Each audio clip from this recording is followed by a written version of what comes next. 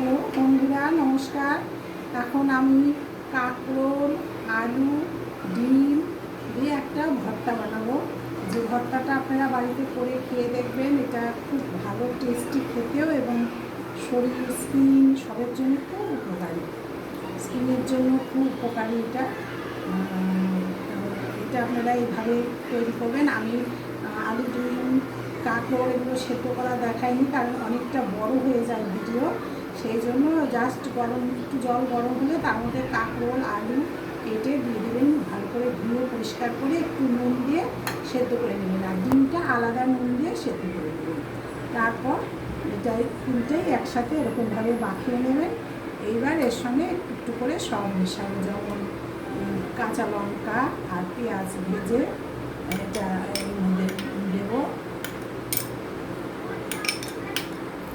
সাথে এই নুনটা দেবো,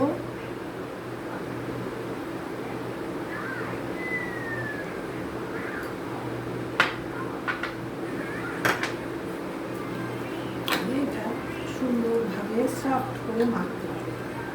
পরে ডিম সেদ্ধটা এর সাথে মিশাতে হবে। এভাবে মিশিয়ে এই ভর্তাটা করে খাবে, দেখবেন অসাধারণ লাগবে।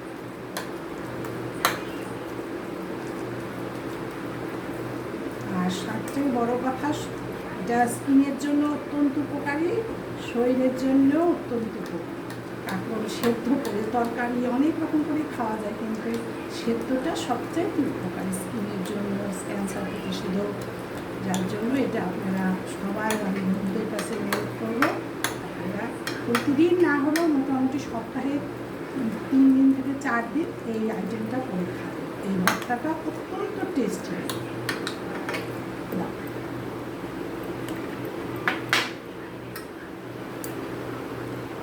এবার এই যে এর মধ্যে একটু সর্ষের তেল, আমি তো আগেও ভেজে রেখেছি পেঁয়াজ লঙ্কা, যার জন্য তেলটা একটু কম দেবো। এই তেলটা দিয়ে দিলাম। এইবার সব কমপ্লিট করে লাস্টে ডিমটা দিন, কারণ ডিমটা আগে থেকেই দিয়ে দিলে ডিমের একটা আষ্টে গন্ধ ছড়ায়। আর ডিমটা দিয়ে মেখে খেয়ে ফেলবে, দেখবেন খুব সুন্দর টেস্ট লাগবে, বা কোনো গন্ধ লাগবে না।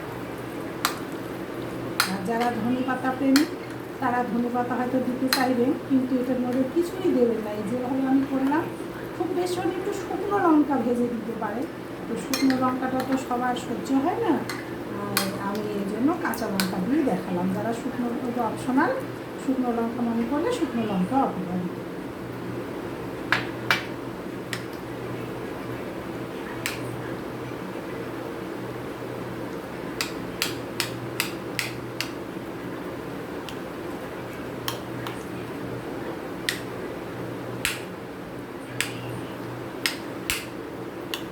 এভাবে ডিমটাকে ম্যাশ করে নেবে।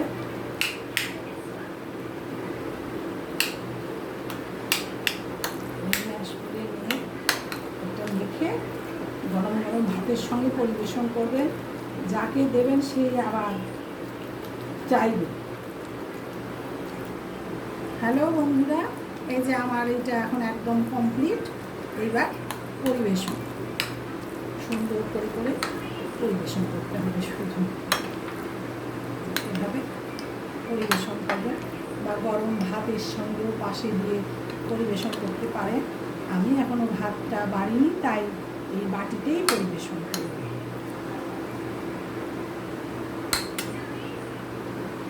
এইভাবে সবাইকে পরিবেশন করবেন, দেখবেন কত সুন্দর সবাই খাবে এবং আবার চাইবে আপনাদের কাছে। আপনারা, আমার অনুরোধ, এটা করে আপনারা একবার হলেও ট্রাই করবেন।